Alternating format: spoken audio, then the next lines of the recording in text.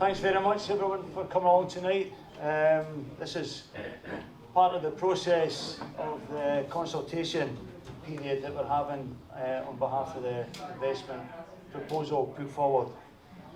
So we aim to film the event and we'll release the footage pretty quickly after this event, and that will allow time for any follow-up questions you may have on the back of this evening. We have had a few questions in and we'll try and answer as many of those as possible and get them up onto our FAQ section on the website. So without further ado, I'll pass you over to Gerry Mallon, our chair, who's going to give a bit of detail on the deal and then answer some of the FAQs, and then we'll open up to a Q&A session. Okay, thanks very much.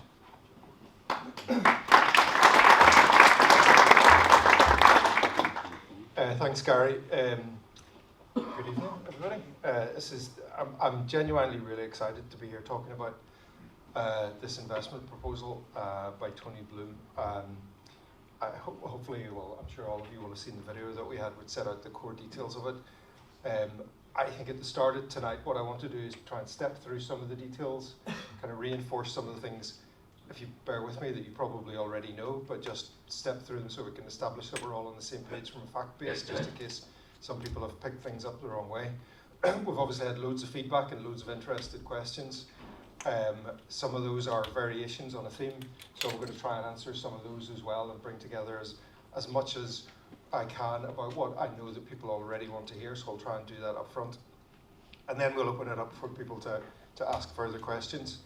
We've only got an hour tonight because of the other event that we have down in the Gorgie Suite. So I'd like to try and keep it as focused as possible in terms of people who want to understand facts rather than people who just want to give an opinion, because I think it's up to everybody to just be able to absorb the facts, and that's kind of the most important thing. So look, the first thing is, what is the investment proposal? So Tony Bloom has offered to acquire 29% of the shares of Heart of Midlothian.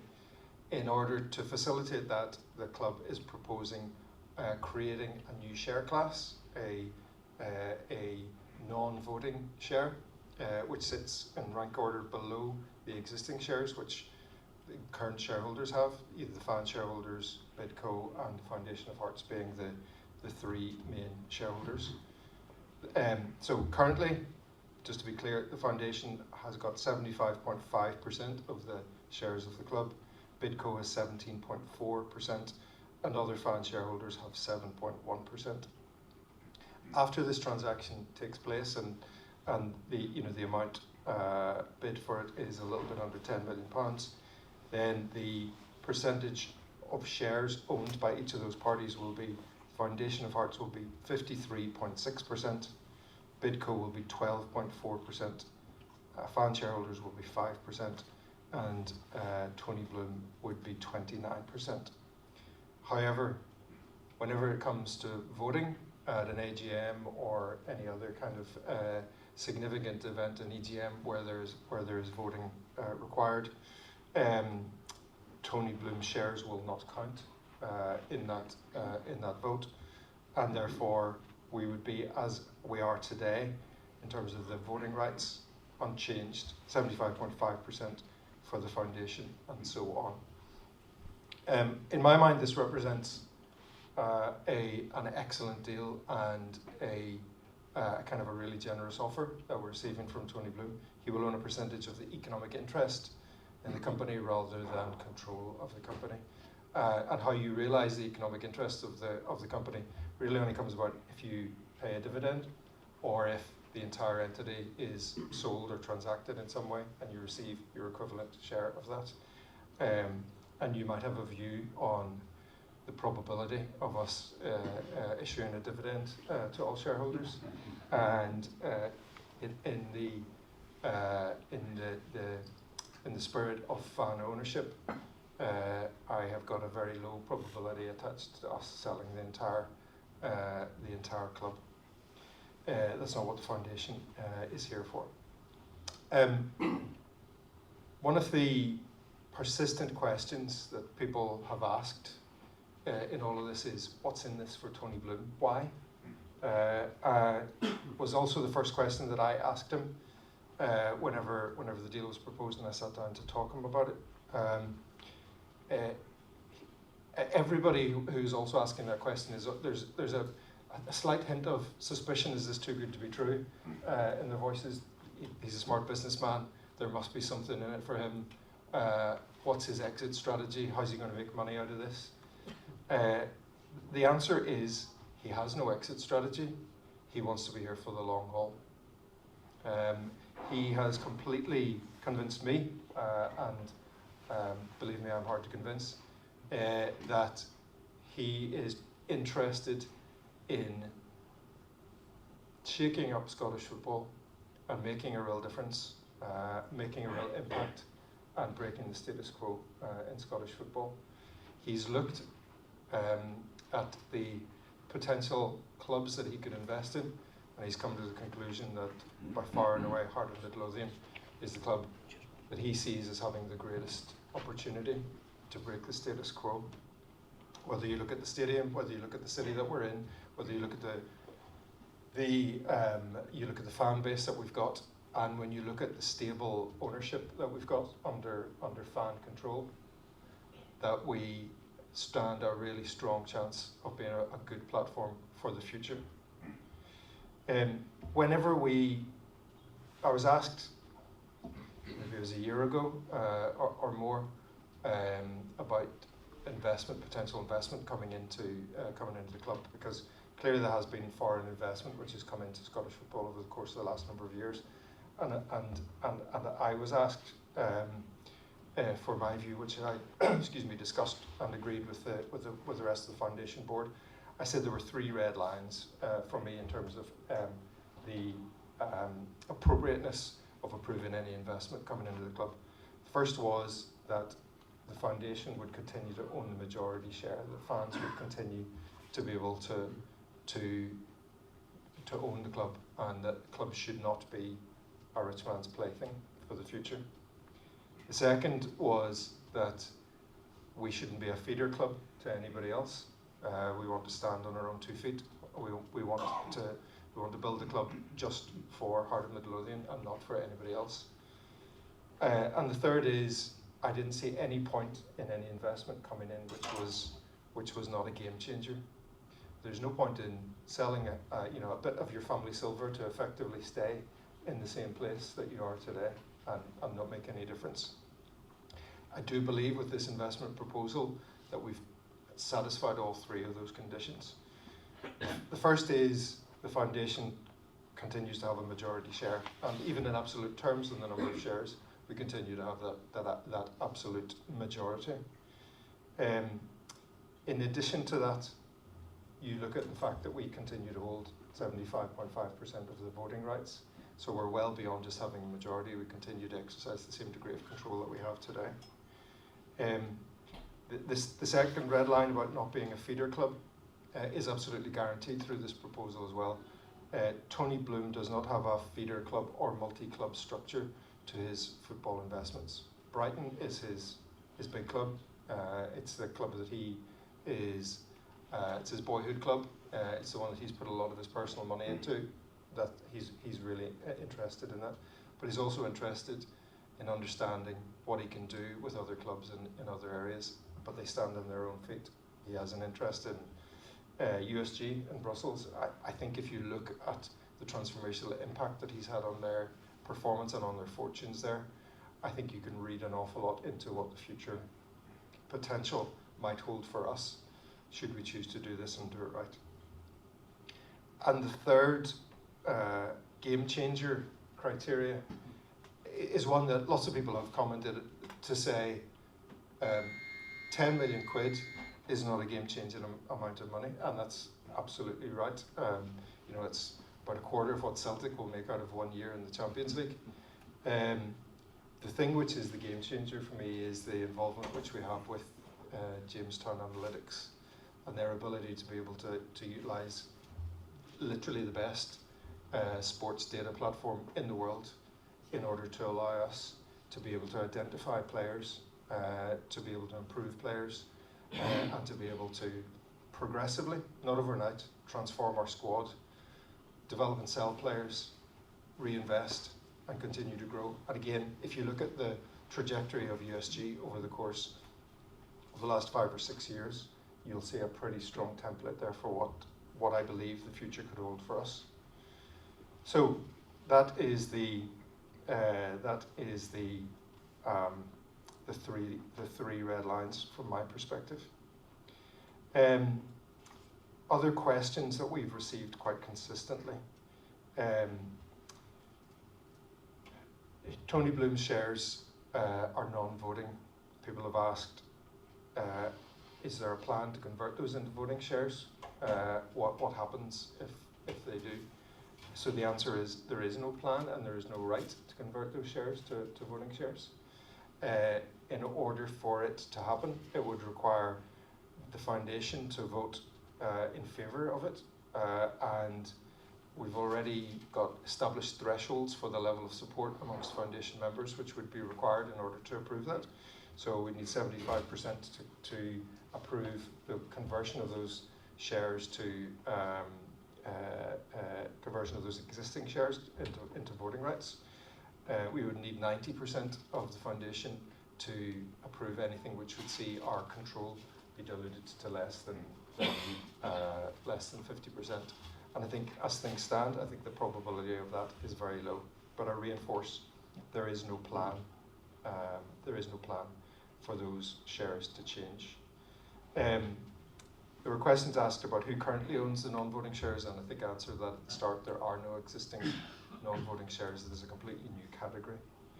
There have been questions asked about the director, which Tony would appoint onto the board, and so the proposal as it stands is that we would create one new director role, and he would have the right to appoint somebody onto that.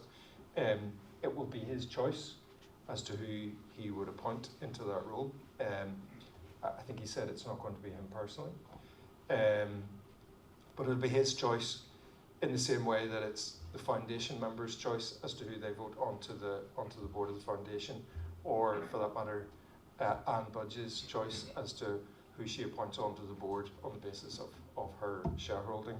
It's not something that we can put a stipulation on it, but on the basis that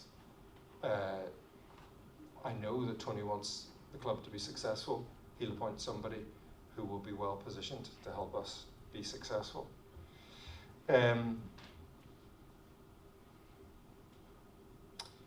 There were also questions around what happens if he decides to sell the shares. Now, clearly, there isn't an exit strategy, but as part of the contract, as part of the investment agreement, you cover the possibility of those things happening, so you make sure that you're not a hostage to fortune in that situation. The foundation and the club have got a preemption right, so if he wanted to sell those shares to somebody else, we have the opportunity. We've got first refusal on buying those shares back. You know, whether we would want to do that is a different matter. What is the value of a 29% non-voting share in a situation where we're not issuing a dividend? I personally don't see that it would be a very lucrative trade at that stage. So I don't see that there's much probability of that happening. He does have a right to transfer those shares also to a member of his family and associated person, and still retain a board seat. But should the shares be sold to somebody else, that board seat, I believe, would fall away.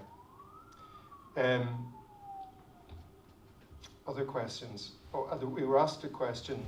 I'll go to my WhatsApp because Gary has collected up quite a lot of the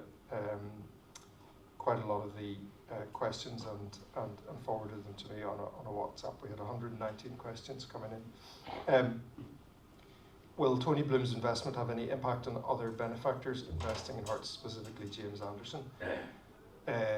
James is incredibly supportive of this. I know that James doesn't say a lot publicly. He doesn't relish the public eye, but from our discussions, he is one of the biggest and most enthusiastic supporters of us embracing Jamestown, bringing Tony on board and making sure that we make a success of this. He quite realistically looks at where we sit in Scottish football, and you look at the pattern of Scottish football, and you look at the old firm establishment and the amount of money that they have, and you say, what other way are we going to find to break through this other than doing something which was in this way game changing? I'm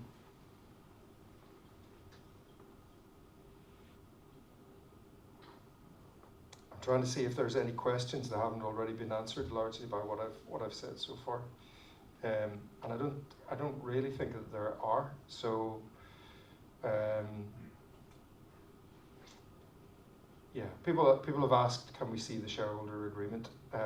The lawyers tell us that it is commercially confident, so the detail of the shareholder agreement or the investment agreement will not be made public. But I'll try my best to share all the relevant details with you as much as we possibly can through what's already been published and further questions. I've got some members of the foundation board with us as well, and I've got Ewan Tripp, who advised us, or was our legal advisor, who will hopefully keep me from saying something incorrect or saying something daft or saying something which will get me sued. So I may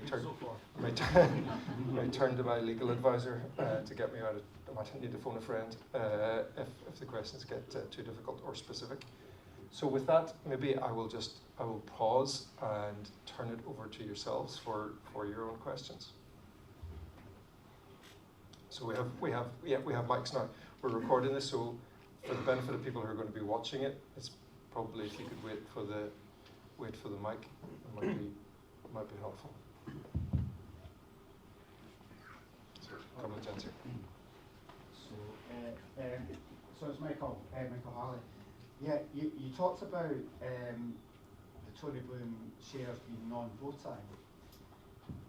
Is there any reason why he didn't want voting shares? We asked, would he mind the shares being non-voting? So, I mean, the way in which this evolved, and I think the deal has been progressing over a period of time, and I think, to tell the truth, as we were going through the process, it kind of looked like, because of multi-club ownership and UEFA rules and all the rest of it, that the notion of having a voting share would complicate matters and just make it too difficult. So the discussion was always around non-voting shares. I think it became, again, during the discussions, it became clear that actually it probably would be allowed under UEFA rules. But I think where we were as a foundation at that stage and as a foundation board, were already prepared for a non-voting share. And when we took it back to Tony and said, well, look, this is a change for us, and we don't know if we're comfortable with it, he was incredibly accommodating in relation to it and quite generous about it. Look, I think his view is also pragmatically, the foundation is going to have the majority share, so we'll be the ones which will be making the major decisions, or able to sway the major decisions, to put it that way. And so pragmatically, if you've got a 30% versus a 53%, if you're not on the same page, you're not going to win. Yeah. Hello, Kenny Wexelstein. You have pointed out that the game changer for the foundation is the analytics. Does Heart and Lothian about to get an exclusivity to that analytics in Scottish football? We've got one. You have it. We haven't. We are the sole and exclusive user of Jamestown Analytics for Scotland. Hi Jerry, Harry Bell. Just a sort of a follow-on to the response that you gave about the question around what's the 10 million going to be used for. I wondered if you could provide some more colour around that. Just give us some additional detail. I found it kind of answers a little bit vague, if I'm being honest. I could read any number of things into it. Yeah. Secondly, and a follow-on to that, is there any of that money going to be earmarked for capital investment projects, and if so, what are they? So the answer is vague, and the answer is vague because I don't know, and beyond that, I don't even think it's been proposed, decided, or agreed at a board level where the money is spent on. As a fan, I know what I want it to be spent on. I also, by the same token, don't want lots of clubs out there to think that they see us coming with a big bag of cash and can just wipe our eye for any deal at this stage. But also as a board member, I think we probably find ourselves in a slightly different financial situation than our budget would have suggested at the start of the year, because we don't have Europe next year, because we failed this year quite clearly in terms of playing performance. So the budget for this next playing year has got to be taken into consideration. That there are no specific capital projects that I'm aware of that are going to take any significant proportion of that money, and there's no suggestion to me that it's not going to be spent on things which don't just impact the quality of the product on the pitch. What else was I going to say in relation to it? Yeah, well, look, it's to be decided. It's to be decided is the short answer. Although the other thing I'd say is, look, it shouldn't determine whether we take this proposal, because I think when you look at Jamestown and when you look at Tony Bloom coming on board, I think it's a no-brainer to do that, even if he wasn't putting a penny in. But we were tying him in Jamestown and his capability in, then I think I would be interested in having him on board, full stop. Yes, that was the other thing I was going to say. So the person to ask as to whether or not they feel like they will have been given enough to spend in the transfer market this year is Graham Jones. He hasn't complained to me that he doesn't have a significant enough budget to do what he wants to do for next year. So I'll leave it at that. Thank you. Ron Del Neville. By the way, some of us would like some of the money for the players to go to re-signing Lauren Shanklin, but that's a different question tonight. Clearly, you've had many managers over the last few years. I talked to Robbie Nielsen 2 years ago, and he told me the board had challenged him at that stage to be challenging Celtic and Rangers at the top of the league. Within months he was gone, of course. I quite understand your optimism about Jamestown Analytics as opposed to 10 million, which compared to the 150 million Celtic have got in the bank is a drop in the ocean. But how many years do we give it on Jamestown Analytics before we say that hasn't worked and something else has to be tried? Because let's face it, Scottish football, and particularly the league, is in a terrible mess at the moment. We now have a cup final between a team that's lost 9 goals to Old Firm in 2 matches and Celtic. So there's not much excitement in Scottish football at the moment other than avoiding relegation. So how long do we give it before we decide something else has to be tried beyond Jamestown Analytics? Well, I don't know. We've had 150 years of trying what we have been doing, so it doesn't seem to be working at the minute. So that's true. I would be confident that we will see pretty significant year-on-year incremental improvement. I mean, if you look at USG, you look at the question. I don't believe that it's a question of saying, well, let's give it 5 years, and this doesn't work, we'll chuck it in the bin. I believe that over a period of every single season, we'll see a degree of improvement. I genuinely believe that. I think we'll see improvement in terms of performance on the pitch. I think we'll see improvement in terms of the revenue that we make from player trading, because again, that's been one of the significant disappointments for me over the course of the last number of years, is that we have not made any money really from player trading.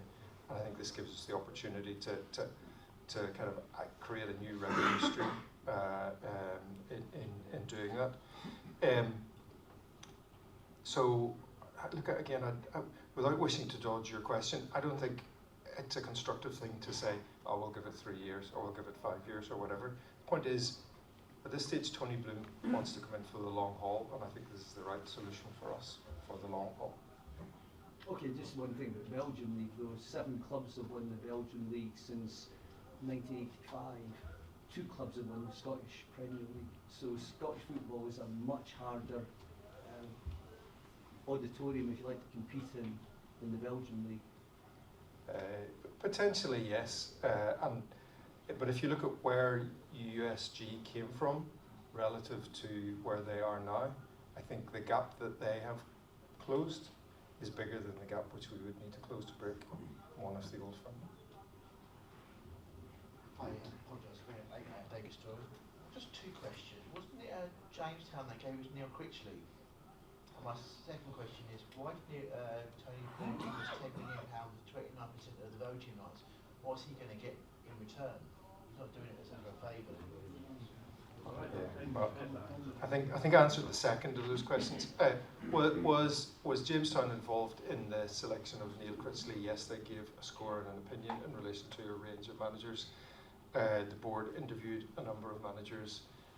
The JTA score for manager is only one component of the overall decision, and actually what JTA will do is they will rate a manager relative to peers or relative to where they sit on a kind of a percentile ranking.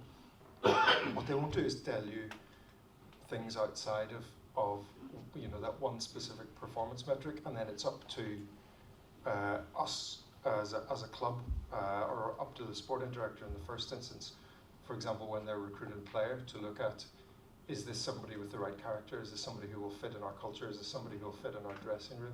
Is this somebody who will be a good teammate and a good person who's got the right culture and appetite and approach to play for Heart of Midlothian? I think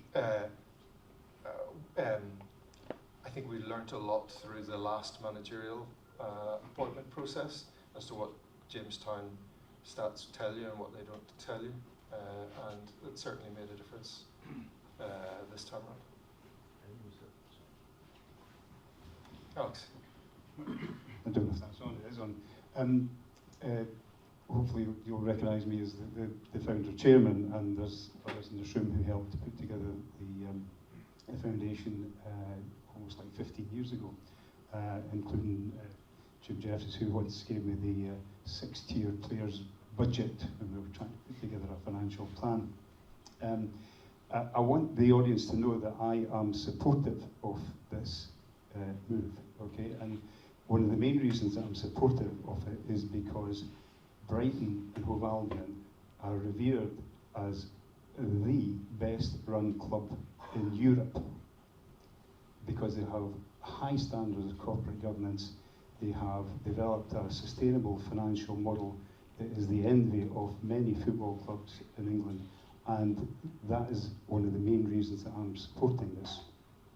So the risks I have assessed and I've thought it through as well, and I just want you to know that I am personally supportive of this. There are caveats and there are thought processes, and Gerry's outlined what they are, particularly if there's a change in the voting rights in the future. But that will come sometime in the future, and if it comes to a vote, we would have to take into account the circumstances that surround the football club at that time. I wanted to say, there's a question coming. That one of the most important things we learned when we were developing the foundation is that clubs will make money principally through player sales and getting into Europe. Okay, now we developed the foundation income, and for me the foundation was my baby because the foundation income was the foundation income of the club, which meant we would never go bankrupt again if the fans were contributing. Okay, so that's the foundation income. We're now looking to build the club into and bring the culture of Brighton and Hove Albion and Tony Bloom into our setup.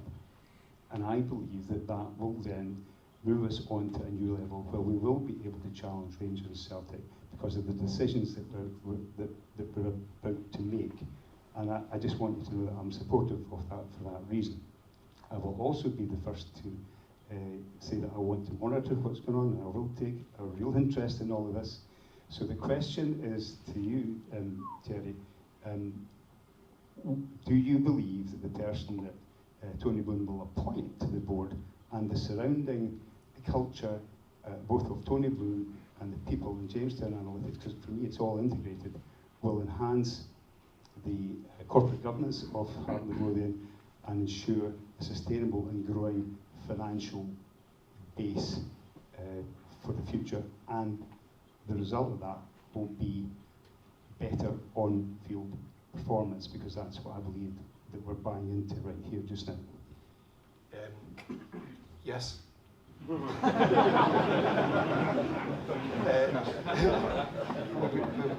Maybe I'll say why I think that the person that he appoints will make a difference.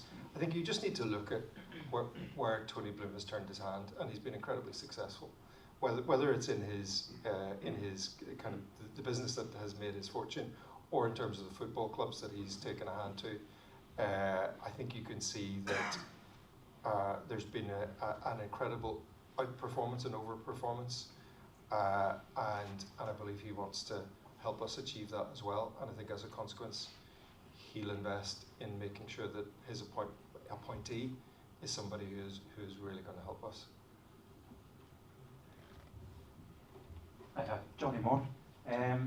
When it comes to the voting structure on the board, if this goes through, will it simply be one vote for this board member, and does that mean that the effective casting vote and final say will remain as it has been over the past years of the stewardship of the club? So two things I'd say. First of all, at a board like that, if we put on one additional director, then you've got one more vote. But the way in which most boards make decision is not by a show of hands and a vote. In fact, if you're in a situation where you're required to vote on any issue, and it's down to who's got the balance in the vote, that's pretty symptomatic of a board which is a bit dysfunctional, to be quite honest, and which can't make any kind of consensus decisions. So generally speaking, and I've been on a lot of boards over a lot of years, generally speaking, the way in which boards make decisions is by consensus.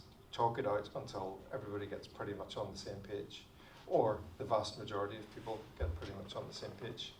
There's only been one instance where there's been a vote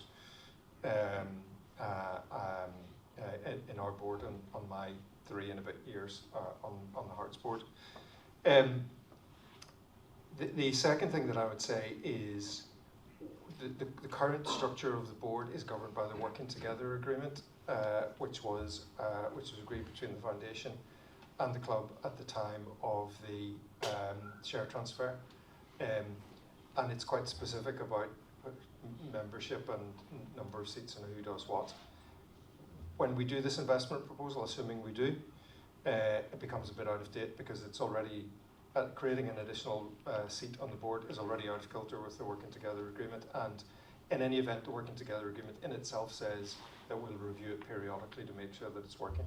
I think it will be time for us to then go into a process of discussion with the club, and we've been upfront about this, around kind of rewriting the Working Together Agreement to make sure that we've got the right approach to governance, the role of the foundation, the role of the board, the role of other shareholders, to make sure that we've got a structure that works really well for the club.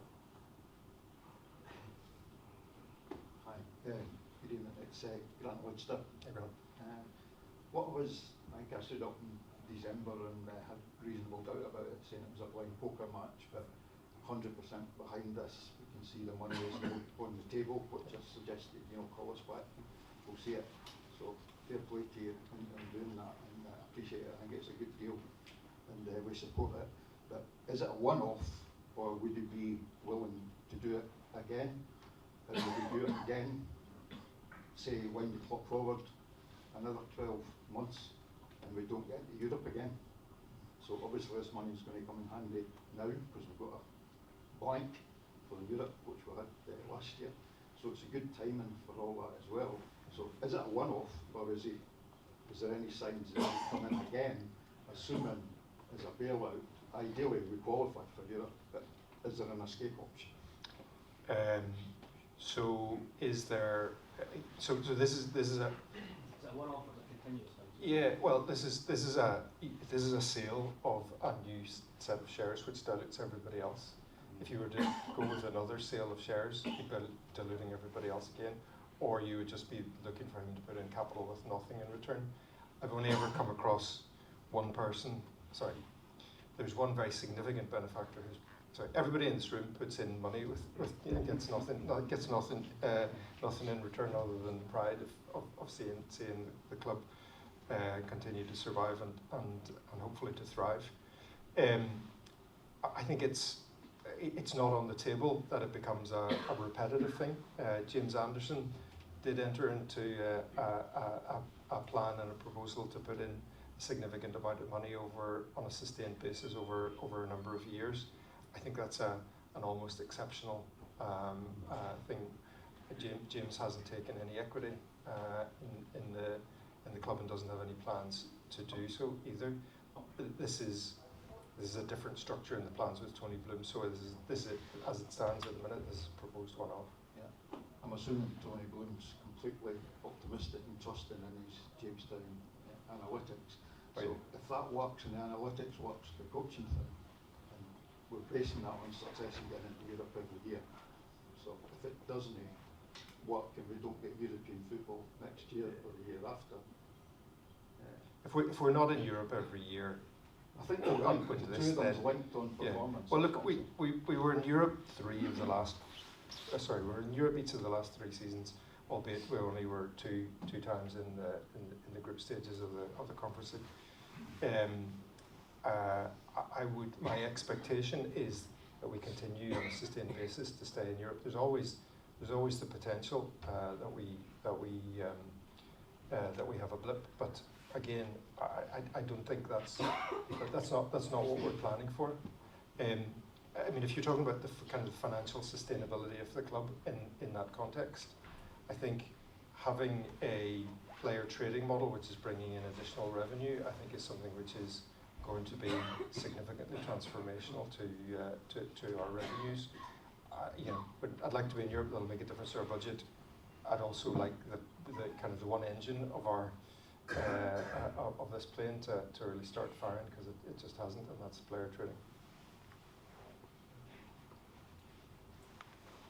Yep, question over here.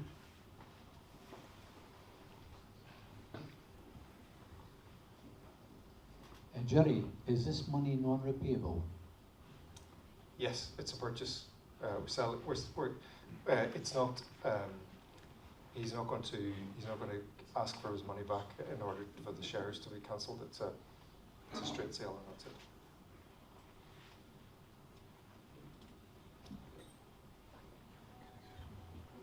Hi, Stuart, how are you? How did the figure of £10 million come about, and why was it agreed? I'm just thinking, like, talk about not selling the family silver for a small amount, but to be honest, with all the investment from James Anderson and things like that, £10 million isn't a lot of money, especially the Foundation of Hearts contributions and other things, the money we generate. How did that figure come about? And especially if it's supposed to be independent of the use of Jamestown analytics. Yeah, so it's incredibly hard to value a football club. So a bit like any other asset, it's worth what somebody is prepared to pay for it. There has been there was a lot of toing and froing. We used a consultant, a football consultant, to do some of who's worked in corporate finance, to do some of the toing and froing. And eventually this was the number that was arrived at through a process of kind of comparison, negotiation, and so on. I put it this way: if I was selling a non-voting stake of 29% of something which didn't pay a dividend and where there wasn't an obvious market, it might feel like a relatively small amount, but I don't see lots of other bidders coming to bid it up. So again, at the end of the day, it's worth what the market is prepared to pay for it, and I'm comfortable that we don't have others out there who are prepared to pay more. If there are any, then point them this way. The only reason I asked is, well, obviously we talk about not selling the family silver for Yeah. and £10 million isn't automatically grand scheme of things, and obviously if it's supposed to be independent of the use of Jamestown analytics. Was that question as well? Yeah, I mean, it is independent of Jamestown. I do think, though, that it strengthens our position in making sure that, assuming that our relationship with Jamestown goes very well, we continue to use them really well, and we continue to develop, then I think that facilitates the perpetuation of that contract.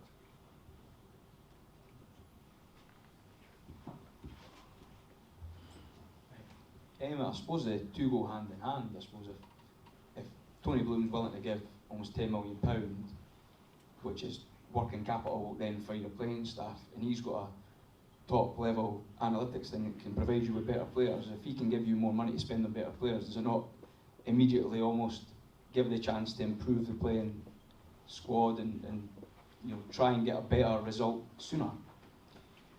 Yeah, I mean, I think it kind of goes back to the question about what's the 10 million for. Doubtless some of it is going to be go into the transfer budget. You'd like to think that we can be brave as well in the market, but we've also got to be thoughtful about making sure that we don't put everything on whatever 24 red and see what happens. So we've got to make sure that we're prudent as well in all of this, because without European football, we've got to make sure that we've got the cash flow to keep us going all the way through this year, and feel confident about the future.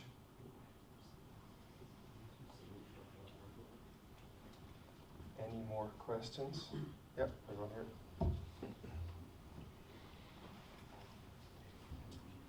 Hi, John Sutherland. It excites me to find hidden gems of players from Jamestown Analytic, but my big fear is the big two will come and pinch them, as they always do. They see us getting close, or we'll take their good players, we'll sit them in the stand, and we'll keep the status quo. I think yes, absolutely. I would aspire that there'll be even bigger clubs than those two who will be coming after some of our gems. I would like to think that what Jamestown actually gives us is a gem mine rather than individual gems. I think one of the things Graham has said, that for the first time now, he and the manager will not sit in fear of losing a star player that will be irreplaceable next year, because they know they can go to Jamestown and say, okay, we want a player with this in this bracket who plays in this position, give us some choices. So that's the key difference for us now. I hope that's the case. Because they always do it. They'll take someone and they'll sit them in the stand. But we'll have a hope. Well, we'll take money, Millions. and we'll go out and buy somebody better. That's the plan. Yeah, one more over here. Yeah, just want to say I also think this sounds like a great deal, but I want to ask, assuming the deal goes through, what is the relevance of the continued support of the Foundation Hearts members post-deal, when an incredibly rich man now would own a third of the club? Yeah, well, look, the Foundation's already put almost 19 million pounds into the club. If it wasn't for the Foundation, the club wouldn't be here. I like to think when everybody in this room has long since gone, the next generation of fans will be in charge of the Foundation and will be in charge of the future of the club. So the Foundation has got enormous relevance simply as the custodian of the club into the future, and I think actually this deal hopefully cements that position as that custodian. I think in addition to that, the pledging income still makes a big difference. If you look at £1.5 million a year for a club which has got between 20 and 25 million of total annual revenue, if we were a sponsor of the club, we would by far and away the biggest sponsor of the club. And what club doesn't want another significant revenue stream? It all makes a difference. Maybe in 20 years' time, whenever the club is turning over hundreds of millions, and we're admiring our 3 European Cups.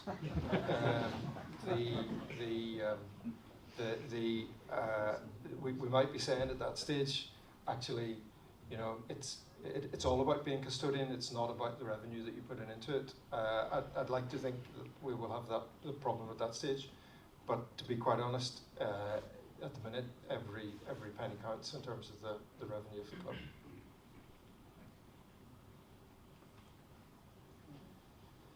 Hi there, my name's Mike Robertson. On the subject of the demographics of the Foundation of Hearts, you can take a glance around the room here, and it's pretty plain to me that none of us are getting any younger. There's a few folks here. I'm yet to meet anybody who does. My question for you is specifically this. What are you doing to ensure that there is in fact going to be a new wave of Foundation of Hearts members coming through? Because I think that's really important for the future. I wouldn't like to think that folks will take a look and say, hey, we've got this Tony Bloom guy. He's loaded. Why should I put any money in? Yeah? Understand? Completely understand. So look, let us know what you're doing specifically to address that. Thank you. So look, two or three things I'd say. The first is, this isn't the Foundation of Hearts AGM, or it's a specific consultation on the Tony Bloom proposal. But in the spirit of your question, I'll refer to two things. One is, we do have a detailed plan as a foundation board to try to expand our younger membership. I think we have probably been ineffective in terms of executing that plan over the course of the last 18 months. In particular, we've been very slow about executing a family pledge for lots of good reasons. I think there's a lot more that we have planned, and I think we're kind of redoubling our efforts over the course of the rest of this year in order to do that. On the other hand, I would also say, as I look around, and actually as I compare to the normal foundation AGM, I do see a better balance in terms of age in the room. We're all still breathing. And I'm actually quite encouraged. To go back to the earlier point about the fact that this deal cements the relevance of the foundation as a custodian of the club, I hope that becomes the thing which ultimately reinforces the importance for all fans of Hearts, that we're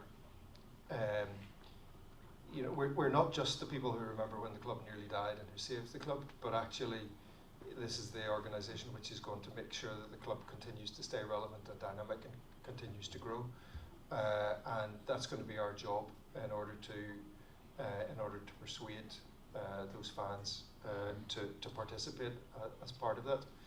Maybe we need to think about different models of engagement. Maybe we need to think about different ways to pledge. Maybe we need to think about different categories of membership. All of those things are on the table. I think the last number of months we've been particularly focused on one specific thing. If we deliver this year, I think I'll be content with that, and then we'll look to build after.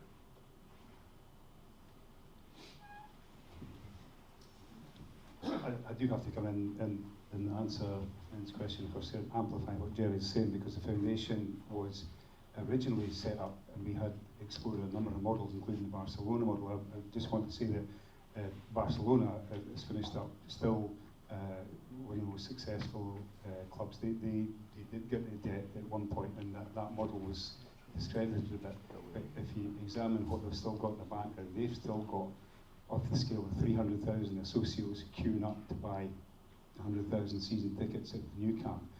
That's maybe aspirational for us, but I just wanted to say that the foundation model that we currently have is on a journey. We still haven't got to the optimal model. I think Gerry started to allude to that, and I would still like to have an input into how that develops. And everyone in here should just think about it and redouble and recommit and go to other people. The one thing that Hearts have, and it's not disclosed, is various databases and silos of information.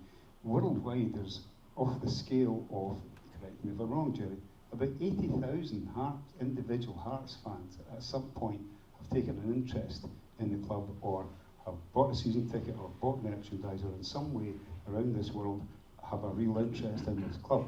At scale. Now, we only have 8,000 foundation members. So there's a real potential here in this football club that is still untapped. And I just want this particular move that we're making, not in any way to impact upon the revenue stream of the foundation, on the contrary, to act as a prompt and a catalyst for us to redouble our efforts to reshape and remodel the foundation basis of income and communication with the fans, because I mean, it's taken us 15 years to get to where we're at, but God knows it took us 125 years to just about have an extension event about 15 years ago. And one, I'm sure everybody else in this audience is another, who will never let that happen again. And the one thing that will make sure that that never happens again is the long-term sustainability of the foundation and the growing of the foundation, which I will commit to over the next 20 years, which will take me into my early 90s. So that's what I would like to say. Yeah, question down here at the back.